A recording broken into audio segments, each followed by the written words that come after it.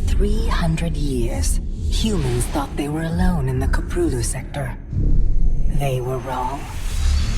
The Zerg emerged, seeking to consume all in their path, and before long, the Protoss, a highly advanced alien race, began wiping out infested worlds, burning Zerg and Terran alike. A three-way war, unlike anything humanity had ever faced, erupted almost overnight.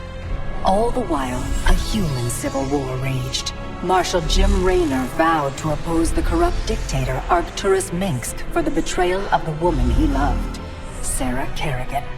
Boys, how about that evac? Damn you, Arcturus. Don't do this. It's done. Helmsman, signal the fleet and take us out of orbit. Now! Kerrigan, a loyal operative, was left to die at the hands of the Zerg.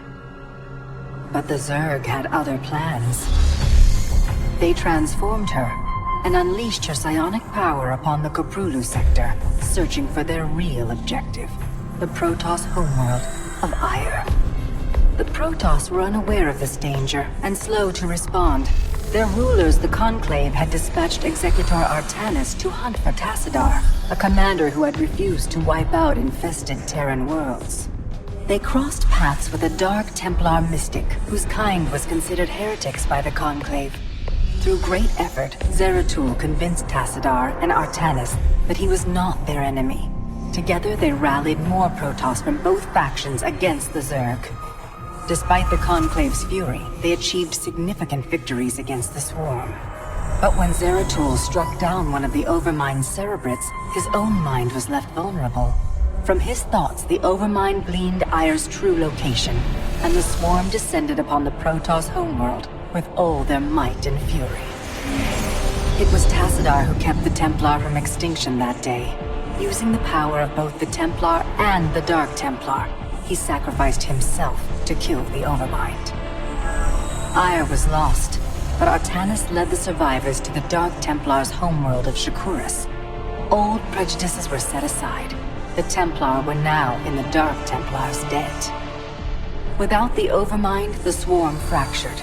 Kerrigan sought control of all the Zerg, even enlisting the aid of old friends and enemies like Raynor, Mengsk, and Zeratul. Once her rule was uncontested, the Queen of Blades betrayed them all. Billions of humans and Protoss were killed. The Zerg stood unchallenged, but to the relief of all, the war seemed to end there. Zeratul suspected the Zerg had fallen under the control of dark forces.